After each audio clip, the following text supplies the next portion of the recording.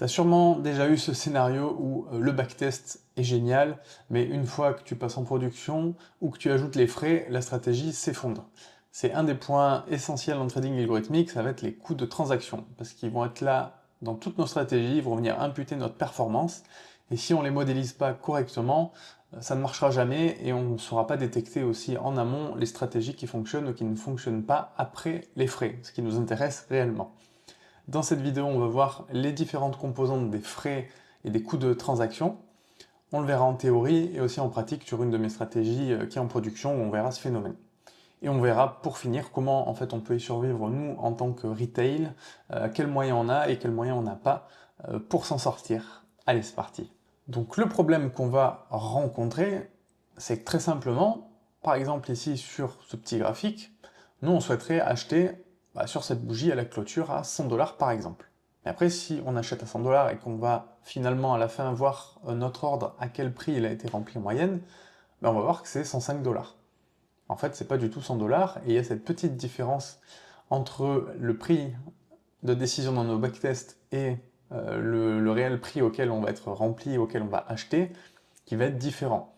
Et cette petite différence, le problème c'est que si on la multiplie par un grand nombre de transactions sur des années, plusieurs stratégies, en fait ça va nous créer un biais énorme sur nos backtests. Donc ça va les rendre complètement faux, et c'est là que vous pouvez vous retrouver avec des stratégies qui marchent très bien sans les frais, sans les coûts de transaction, mais qui en fait, une fois nettes de frais, sont perdantes, voire décevantes. Et ça, je vais vous le montrer par exemple sur une de mes stratégies qui tourne en production. Donc, sur cette stratégie, je mesure à chaque trade que je fais le prix de décision à la clôture de la bougie et en fait à quel prix l'ordre a réellement été rempli. Donc cette différence, on peut la voir ici là c'est dans les cryptos. On peut voir que des fois c'est positif, des fois c'est négatif, mais si j'affiche uniquement la moyenne par exemple à 7 jours, j'ai tendance à payer à 3, 4 points de base au-dessus du prix auquel j'ai pris ma décision. Donc finalement, cette info, si dans le backtest je ne l'ai pas, ça va complètement fausser le backtest et les réalités, parce qu'en réalité, j'achète pas, mon ordre n'est pas rempli au prix de la décision. Donc cette différence, c'est pas dû à un facteur ou seulement aux commissions ou seulement au spread, c'est un ensemble de facteurs. Donc le premier problème, ça va être la latence. Par exemple, notre modèle dit, moi sur cette stratégie, je veux acheter à telle clôture à 100$. On prend une décision, on fait un achat marché à cet instant-là, notre signal, on va le traiter, on va l'envoyer, ça va passer par le réseau, ça va arriver chez le broker, il va regarder avec quel ordre on peut matcher dans le carnet, et ensuite on va être exécuté. Et là, surprise, on a été exécuté, finalement on a acheté à 102$ et pas à 100$. Donc ça va être dû à la latence en fait entre notre décision et l'exécution. Ensuite, on va retrouver le fameux spread. Donc le spread, qu'est-ce que c'est? Ça va être la différence entre la meilleure offre et la meilleure demande. On a toujours nos deux camps, hein. Toutes les personnes qui veulent vendre, ils vont offrir le plus cher possible, hein, ils en veulent le maximum, et ceux qui vont vouloir acheter la demande, eux vont essayer de tirer le prix vers le bas, et la différence entre le meilleur vendeur et le meilleur acheteur, ça va être le spread. Donc, par exemple, là on a dans le carnet une offre à un bitcoin, un SP500, un ce que vous voulez, à 105$. Et la meilleure demande, lui, dit non, moi je veux acheter à 99,5. Et la différence entre ces deux, ça va être le 1$ qu'on a ici, qui est le spread. Et le spread, il va être important parce on va se le payer en fait à chaque fois comme un péage, hein. Si je prends un exemple, là, en instantané, si on achète, on va acheter à 105. Si je revends juste après, je vais revendre à 99,5. Et en fait, on aura perdu 1$ alors que le marché n'a pas bougé. Donc ça aussi, il faut le prendre en compte, et au plus on va être rapide, au plus cette transaction, au plus ça va avoir un impact important dans notre stratégie. Si vous avez une stratégie qui rééquilibre votre portefeuille 3 fois par an, le spread, on s'en fout. Et il faut savoir aussi que le spread, c'est quelque chose de dynamique en fonction de la volatilité et de la liquidité, c'est pas 1$ ou quelque chose de fixe qu'on peut juste mesurer comme une commission par exemple. Ensuite, on va voir l'impact marché pour rester dans le carnet d'ordre. Donc tout à l'heure, on avait qu'un seul meilleur acheteur, meilleur vendeur, mais dans la réalité, vous avez beaucoup de monde dans le carnet, et la profondeur du carnet, elle va avoir un impact sur le prix. Si on est du petit retail, sur des des actifs assez liquides, on n'aura jamais ce problème, sauf si vous allez dans des actifs un peu illiquides ou dans les cryptos, des toutes petites actions peut-être. Et le problème donc de l'impact du marché, c'est que si vous passez un ordre trop gros et qu'il n'y a pas assez de liquidité dans le carnet pour absorber votre ordre, en fait, vous n'allez pas du tout avoir le prix que vous souhaitiez, et ça va détruire la stratégie. Donc là, par exemple, on aurait une offre à 105 $, 5 offres, enfin 5 unités à 110 $. Bon, ce carnet d'ordre, il est pourri, mais c'est pour que l'exemple soit bien parlant. Et pareil dans la demande. Donc le problème de ça, c'est que si moi, en fait, je souhaite en acheter 6, donc je vais regarder dans l'offre, en fait, il y a une offre à 105 $ et 5 quantités, donc à 110 $. Donc si on fait le petit calcul, on va regarder la moyenne, en fait, à combien moi je vais acheter. Donc ça va être notre offre à 105 $ plus 5 unités à 110 $. Et on va le diviser sur le nombre de contrats qu'on aura achetés, et finalement ça nous fait 108,4 $ à peu près. Le problème de ça, c'est que si nous, dans notre backtest, on s'est dit, en fait, moi je veux acheter à 105 $, j'achète à 105 $, c'est faux, parce qu'en fait, dans la réalité, on l'aurait acheté à 108 $, qui est une différence assez importante. Donc si vous faites ça pareil, multiplié par le nombre de transactions, en fait, un actif qui n'est pas liquide, ou si vous êtes trop gros, ça va complètement détruire votre stratégie en live, et si vous ne l'avez pas ajouté dans le backtest, ça sera complètement faux. Donc voilà, faire attention à la liquidité, ou si on est sur des actifs assez liquides en tant que particulier, en général, on n'a pas vraiment ce problème-là. Ensuite, on va retrouver nos fameuses commissions, hein, le classique, où on va payer un montant fixe. Par exemple, on va vous dire, dès que vous achetez ou vous vendez, vous avez 0,1% de fees, par exemple, qui vont être déduites. Et on a aussi un mode plutôt variable, où vous pouvez avoir des fees différentes si vous êtes taker ou maker. Donc être taker ou maker, si on revient sur notre petit carnet d'ordre, si vous êtes maker, vous allez créer de la liquidité. Donc ça veut dire que par exemple, moi ici, je dis, moi je veux pas acheter à 105, je me dis, en fait, moi j'ai envie d'acheter, je vais me mettre juste au-dessus de la meilleure offre. Je me mets ici par exemple, pour essayer d'acheter, donc là, je suis maker parce que j'ai créé de la liquidité, j'ai envoyé de la liquidité dans le carnet d'ordre. Donc là, en général, quand vous êtes maker, vous payez moins cher parce que vous rendez un service à l'exchange, vous lui rajoutez de la liquidité, vous lui rendez un service. Par contre, à l'inverse, si vous êtes taker, vous allez prendre de la liquidité. Donc si moi je fais un achat marché et que je viens prendre, par exemple, celui-ci, donc je l'enlève du carnet, je deviens taker. J'ai pris cet ordre qui traînait dans le carnet et je leur ai pris de la liquidité. Donc dans ce cas-là, je vais payer un peu plus au niveau des fees. Donc les commissions, c'est une des rares choses qu'on peut connaître à l'avance. Ce qu'on a vu avant, hein, le spread ou la latence, etc., c'est des phénomènes plutôt dynamiques qui sont complexes à modéliser, mais les commissions, c'est marqué chez le broker dans la doc, donc vous avez tout, il n'y a pas de surprise là-dessus. Et pour finir, on va retrouver le coût d'opportunité, qui est un des phénomènes, si vous commencez à vous dire, en fait, moi, j'ai pas envie de payer le spread, donc si je reprends sur mon petit carnet d'ordre, donc en fait, si moi, je veux faire un achat, je veux acheter cet actif, mais j'ai pas envie de passer le spread, moi, je vais plutôt mettre un ordre limite supérieur à toute la demande pour essayer finalement d'acheter un petit peu moins cher et de ne pas traverser le spread. C'est une super idée sur le papier, mais elle implique des phénomènes un peu plus complexes que ça. Donc ce qui va rendre la chose plus complexe avec cette idée, c'est que par exemple, à T0, nous on se dit, en fait, moi j'ai pas envie d'acheter la meilleure offre qui est plus chère, moi je veux acheter vraiment la demande, je veux baisser le prix et je n'ai pas envie de traverser ce spread.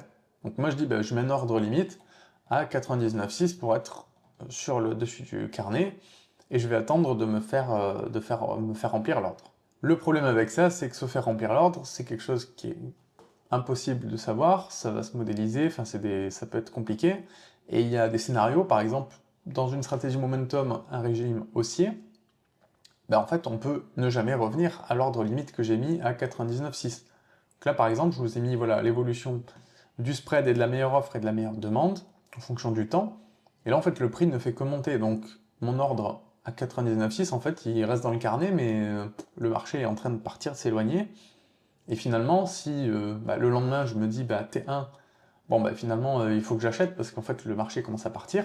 Bah, en fait moi je vais acheter en plus à la meilleure offre, je vais acheter à 105 $, et finalement le coût d'opportunité il est énorme par rapport au spread que j'aurais payé en fait à vouloir acheter simplement à T0. Donc ce genre de mécanisme, c'est quelque chose qui est plus compliqué. Moi, je pense pas que ça concerne vraiment le retail. Moi, je vous conseille voilà, de rester de toute façon au marché ou avec des ordres limites assez agressifs pour contrôler votre prix. Mais ne rentrez pas voilà, à commencer à mesurer tous ces modèles. Je pense que c'est inutile pour du retail. On joue pas dans ce jeu-là. On joue pas dans cette catégorie. Donc finalement, nos coûts de transaction, on l'a vu, c'est la latence, le spread, l'impact du marché, les commissions et le coût d'opportunité selon les mécanismes qu'on veut trader. Nous, en tant que retail, je vous rassure, hein, vous n'avez pas besoin de prendre l'ensemble de tout ce qu'on a vu en compte. Nous, on va surtout s'occuper du spread, des commissions, parce que finalement, la latence, ça va être surtout des stratégies de court terme, haute fréquence, où en tant que retail, on n'a aucun avantage à part perdre notre argent. Le spread, nous, le choix qu'on va avoir, ça va être le choix du broker. Vous avez des brokers que vous pouvez mesurer, vous pouvez avoir les spreads sur Internet. Le turnover, donc ça va être la vitesse de la stratégie, on va y venir après. L'impact du marché, à part si vous allez sur je sais pas, des cryptos ou certaines actions, vraiment des marchés peu liquides, en général, on ne va pas vraiment avoir besoin de s'en occuper. Les commissions, c'est pareil, vous allez avoir le choix du broker et la vitesse à laquelle vous allez trader. Et le coût d'opportunité, hein, je l'ai mis, c'est plutôt pour du court terme ou des stratégies complexes, ça, je pense pas que concerne le retail. Donc nous, le principal levier qu'on va avoir, hein, ça va être surtout la vitesse à laquelle on va trader en fait. Si vous avez un portefeuille, une stratégie de trading qui a un signal très rapide, et que vous avez une exécution très rapide, vous allez traverser le spread régulièrement, vous allez payer beaucoup de commissions, donc en fait ça voudrait dire que la stratégie ou l'edge que vous avez, il doit être vraiment exceptionnel pour couvrir tous ces frais. Ce qui est rarement le cas pour du retail, je vous rassure. Donc moi, par exemple, dans mes recherches, en général, il m'arrive souvent d'avoir des stratégies qui fonctionnent, mais je vais voir qu'elles sont assez rapides, et en fait, une fois qu'on met la couche de frais, la stratégie est plus tellement intéressante. Donc c'est pour ça que, en général, moi j'ai des signaux qui sont plutôt entre 7 et 30 jours, on va dire, qui évoluent plutôt lentement pour pas exploser au niveau des frais, etc. Donc on aura le modèle par exemple qui dit, je sais pas, tous les jours, là, on aura, je sais pas, le SP500 20%, de l'obligataire 10%, du Bitcoin 5%, etc. Et la couche d'exécution, elle pourra être aussi lente, elle n'aura pas besoin d'être ultra rapide, et ça va permettre d'économiser beaucoup de frais et de commissions et tout ce qu'on a vu. Là, je vous ai mis un exemple sur une de mes stratégies. Donc en vert, par exemple, ça va être le Sharpe ratio après les frais, et en bleu, on a le Sharpe ratio brut, donc sans frais, comme si on avait fait un backtest, sans prendre en compte tout ce qu'on vient de voir. Et sur l'axe des abscisses horizontales, on a l'exécution, donc la partie qui va exécuter les poids du portefeuille sur le compte, qui est un réglage qui peut être plutôt lente, qui va favoriser en fait de payer peu de frais, mais d'être en retard sur le signal. Et à l'autre inverse, à 1, on est quasiment, dès que le modèle nous donne un poids, on a l'exécution sur le broker qui est faite, et donc on est hyper rapide, on loupe rien sur le signal. Donc là on voit bien sur le signal, avec l'exécution la plus rapide, c'est assez marrant, parce qu'en fait le Sharpe ratio brut, on est quasiment à 1,6, qui est très bien, alors qu'en fait une fois qu'on a amputé les frais, les coûts de transaction, on n'est plus qu'à 0,4. Donc ça nous montre bien si le système est trop rapide, en fait là, vous imaginez, on a presque un point de Sharpe ratio qui part juste en spread, en commission, etc. Et si on commence à ralentir, on voit que la différence finalement entre la partie brute et la partie nette commence à réduire pour être plus réaliste. Parce que le problème ici, c'est que vous êtes ici, vous lancez ça en production, en fait, vous pensiez avoir 1,5 de Sharpe ratio, et vous allez retrouver avec 0,4. Alors que si vous êtes plus lent, par exemple, là en pratique, vous vous retrouvez avec je sais pas, 1,1, et sans les frais, vous étiez à 1,2, donc le mal est moindre, on va dire. Donc voilà, ça c'est un parfait exemple, hein. Si on ne prend pas en compte les coûts de transaction, on va avoir des super Sharpe ratio, des super métriques, et en fait, dès que vous passez net de frais, ça va s'effondrer. Donc voilà, j'insiste, hein, mais en tant que retail, vraiment l'impact que vous avez, les choix que vous avez, c'est de ne pas faire de stratégie de très court terme. De toute façon, dès que vous allez le modéliser, si vous faites ça correctement, vous verrez très bien que ça ne marche pas. Les frais vont être trop importants devant les gains. Et voilà, concentrez-vous sur la vitesse. Moi, je fais pas de court terme, hein. Tout ce que j'ai essayé, ou même je fais un peu des recherches, mais ça passe jamais, jusqu'à à ce jour, ça passe pas la barrière des frais et des coûts de transaction. Donc voilà, je vous encourage vraiment à faire des backtests les plus proches du monde réel. Ça évitera beaucoup de surprises et surtout d'envoyer en production des choses qui ne fonctionnent pas. Je vais vous conseiller aussi d'éviter le court terme, surtout au début. Il y a beaucoup trop de frais pour que ça soit rentable. Ceux qui peuvent en profiter, ils ont souvent des réductions de frais, ou si vous avez des contrats de market maker, vous avez vraiment d'autres avantages qui peuvent vous permettre d'avoir quelque chose là-dessus, mais c'est pas forcément pour nous. Et pour finir, je vous dirais attention aux brokers qui vous disent zéro commission. Souvent, c'est qu'ils ont un spread qui va être plus important. Et en fait, ils vont se rémunérer comme ça. On arrive à la fin de cette vidéo. J'espère que vous avez bien compris tous les coûts de transaction qu'on a vus. Là où vous avez, vous, un impact, ce que vous pouvez en faire. Si vous avez des questions ou des choses où j'ai pas été assez clair, n'hésitez pas à me le dire en commentaire. Et puis en attendant, je vous souhaite un bon trading à tous.